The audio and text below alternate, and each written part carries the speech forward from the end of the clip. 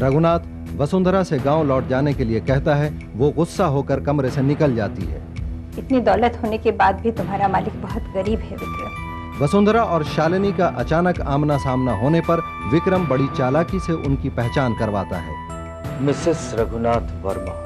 रघुनाथ और कृष्णकांत अगली चाल सोचते हैं। विक्रम पूजा से बात कर रहा है, तभी अश्वनी और बलराज आकर उसे आर्किटेक्ट से हुई बात बताते हैं। रघुनाथ विक्रम के मकान पहुंचकर वसुंधरा और पूजा को मनाकर कंपनी के पुराने गेस्ट हाउस में भेज देता है। विक्रम, अश्वनी और बलराज के लौटने पर रघुनाथ उनके साथ पूजा और वसुंधरा की जान के बदले जमीन का सौदा करता है। और उसके बाद मैं पूजा और वसुंधरा को तुम्हारे हवाले।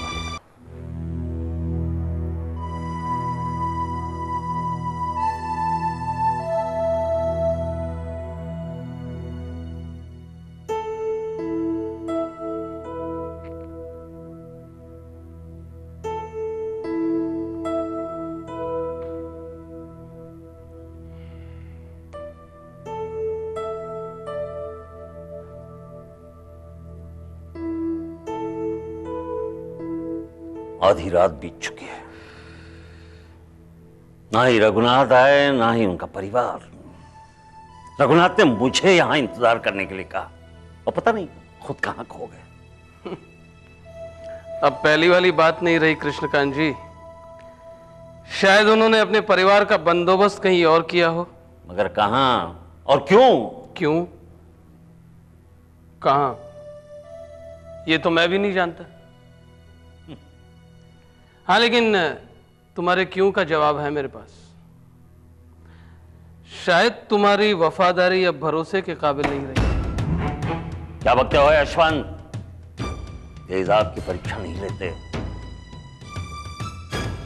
कृष्णकांत की वफादारी पर शक मत करो। हम क्यों करने लगे शक? जरा सोचो कृष्णकांत, इतने साल से नौकरी कर रहे हो, आज घरवाली को देखकर मालिक के तेवर ही बदल गए। अरे जब नमक में ही गड़बड़ है तो क्या नमक हरामी और कौन सी वफादारी। होता है कृष्णकांत, सॉरी होता है। उम्र के साथ साथ अकल भी बूढ़ी हो जाती है। बैठो। तुम एक काम करो, यहीं बैठे बैठे समाधि ले लो। रघुनाथ जी जब आएंगे तब आएंगे।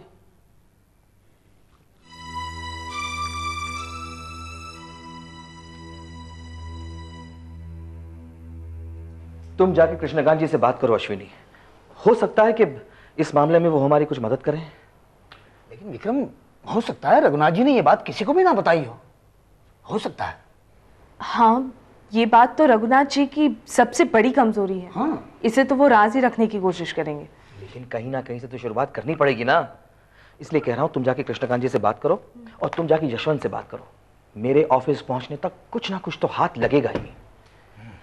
ये ठीक रहेगा। और हम तीनों के हाथ कोई भी सुराख लगे ना तो उसे हम तीनों के पीछे रखना होगा, क्योंकि अब जो भी करना है हम तीनों को करना है।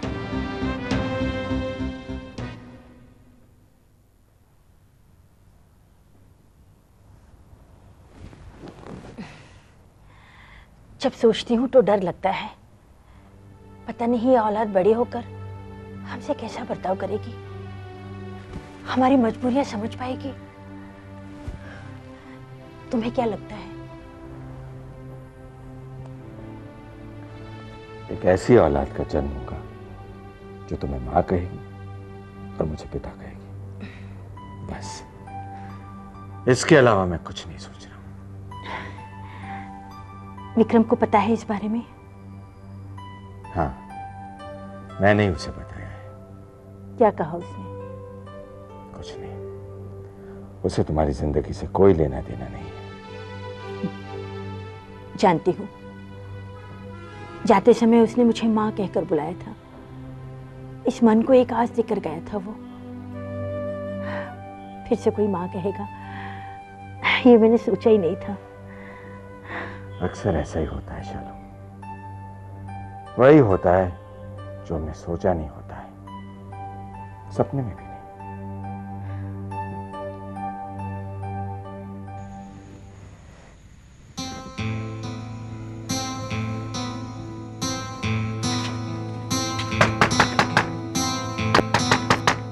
वो सुन लिया तुम्हारे बहाने, हमारे पैसे लौटा दो। मेरा विश्वास करो, मैं लौट कर जरूर वापस आऊंगा।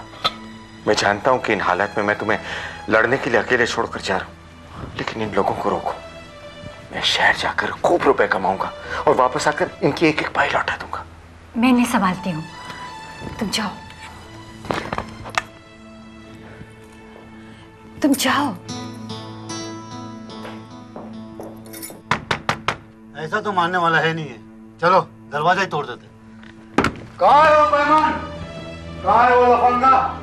आज उसे हमारे हवाले कर दो भाभी। वो घर पे नहीं है। देखो भाभी, तुम्हारी हमारी कोई दुश्मन नहीं है। उस गद्दार को आज हमारे हवाले कर दो। आप लोग सब्र कीजिए, वो आके सबकी एक एक पाई चुका देंगे, कह के गए हैं। बातें तो हम सुनते आ रहे हैं, आज हम पैसा लेके जाएंगे वरना ठीक नहीं रहेगा।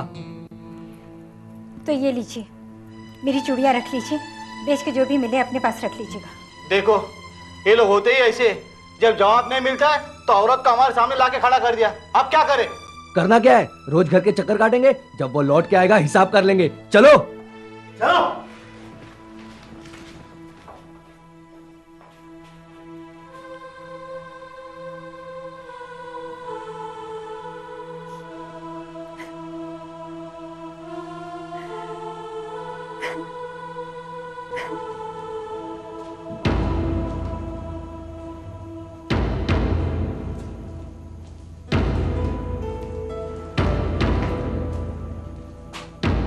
अपने नसीब पर रो रही हो बेटी?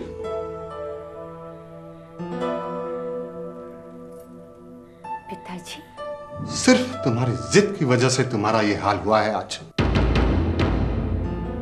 मैंने पहले ही कहा था ये वर तुम्हारे लिए लायक नहीं है। और देखो आज मेरी बेटी, एक रईस ठाकुर की बेटी, सारे गांव के सामने जलील की जा रही है। नहीं पिताजी, चंद दिनों की तो बात है, वो जल्दी लौट आएंगे। मत दो, अपने आप को झूठी तसल्ली मत दो वसु। अरे इस रघुनाथ के बच्चे को तो मैं शहर के फुटपाथ से उठाकर लाया था। उसे नौकरी दी मैंने, घर दिया, और उसने तुम्हें अपनी बातों में उलझाकर अपने प्यार में फंसा दिया। किस लिए बेटी, किस लिए? सिर्फ मेरी दौलत के लिए। ये आपकी गलतफहमी है पिताजी, वो सबकी एक एक पाई तक चुका देंगे। बहुत स्वाभिमानी इंसान है वो। अरे खाक स्वाभिमानी है वो। मुझसे तो कई बार पैसे लेने की कोशिश की उसने, कभी मेरी नवासी का वास्ता देकर, तो कभी अपनी तबीयत का बहाना बनाकर, लेकिन मैंने उसे एक फूटी कौड़ी भी नहीं दी। अब भी वक्त है बेटा, कोई देर नहीं हुई है, अपने घर लौट चलो। अब तो यही मेरी हवेली है और यही मेरी जिंदगी है पिताजी। मैं यहाँ दुल्हन बन के आई थी, मेरी अर्थी ही यहाँ से जाएगी।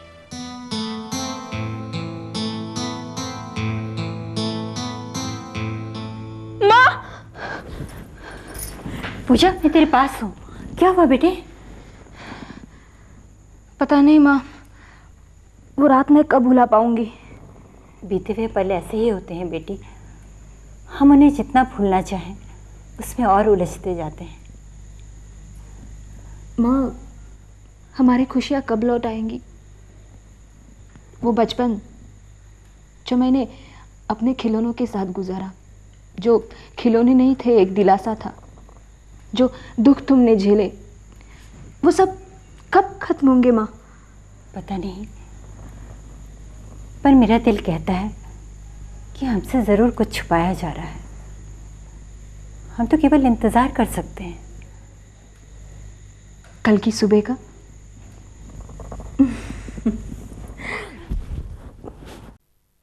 बड़े लोगों की बड़ी बातें होती हैं बलराज बाबू। गांव में एक औरत ये शहर में यहाँ दूसरी, गांव में उससे लड़की है, यहाँ इससे ये बच्चा है। हम पापी जरूर हैं, मगर जो करते हैं ईमान से करते हैं।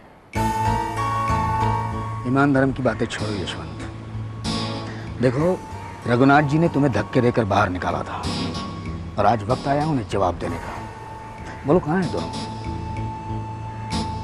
हम जानते तो जरूर बताते। अरे आप लोगों ने सहारा दिया है हमें, कर्जा है आप लोगों का हम पर एक बात कहूं, कृष्णकांत जी को बरोबर मालूम होगा सर। तुम अपनी बात करो। देखो यशवंत, किसी की जान का सवाल है। बोलो, कहीं कुछ देखा सुना? हमने तो कहीं कुछ नहीं देखा, कहीं कुछ नहीं सुना। काश बलराज बाबू हम आपकी मदद कर सकते हैं।